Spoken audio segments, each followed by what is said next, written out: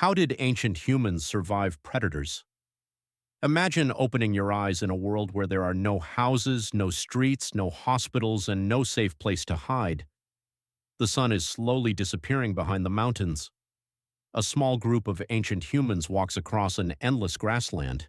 They are not the strongest creatures here, they are not the fastest, and they certainly do not have the sharpest teeth, yet somehow they will survive.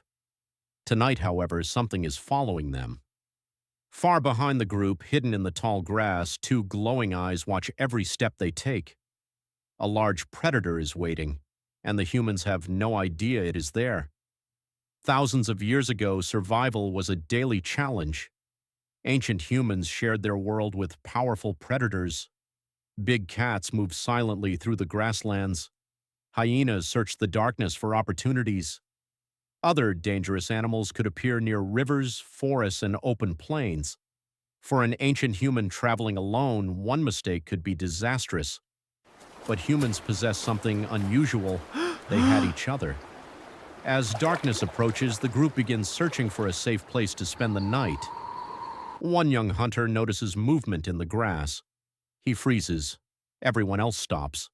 The grass moves again, this time closer. The group understands immediately. They are being watched. Instead of running in different directions, they move closer together. This was one of humanity's greatest survival advantages: cooperation. A predator might easily intimidate one human. But a coordinated group was a completely different challenge. Some members watched the surrounding grass while others protected the children and gathered everyone toward a safer position. Then came another powerful advantage: fire. For ancient humans, fire was more than warmth. It transformed the night. A campfire created light in a world that became almost completely dark after sunset.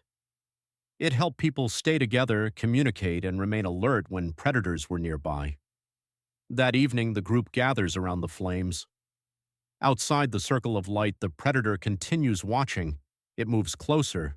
A branch snaps. Prehistoric Everyone humans, turns. many dangers. Predators several were always seconds, nothing watching. happens. Survival Then a required shadow constant appears alertness. beyond the They firelight. formed tight groups. The humans begin At making night, noise together. sharing The knowledge predator was vital. hesitates. They taught It the youth to expected handle frightened weapons. prey. Mastering the spear Instead, it required sees practice. a group standing together Passing beside down a strange skills wall ensured of light survival. and heat. Eventually, the shadow disappears back into the darkness. The humans survive another night. But surviving predators was not only about reacting when danger appeared, it was about noticing danger before it arrived. To Ancient survive, humans skills became had to be skilled passed on. observers The of youth their learned to environment. handle weapons. They Tracks also in the learned to mud read could nature's reveal that a signs. large animal Flight had meant a recently predator was near. passed. Vigilance was their Suddenly, only silent defense. birds could signal movement nearby. Alarm calls from other animals could warn that something dangerous was approaching. Even changes in the behavior of animals around a water source could provide important clues.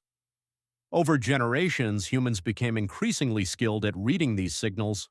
The wilderness was like a giant book, and survival depended on learning how to read it. But there was another problem: food. Humans needed to leave relatively safe areas to search for plants, water, and other resources. Every journey carried risk. Imagine a small group approaching a river. Everything appears peaceful, but one experienced member notices tracks near the muddy bank. The group stops. Instead of immediately approaching the water, they observe the area first. They listen, they watch. Only after deciding that the area appears safe do they move forward together.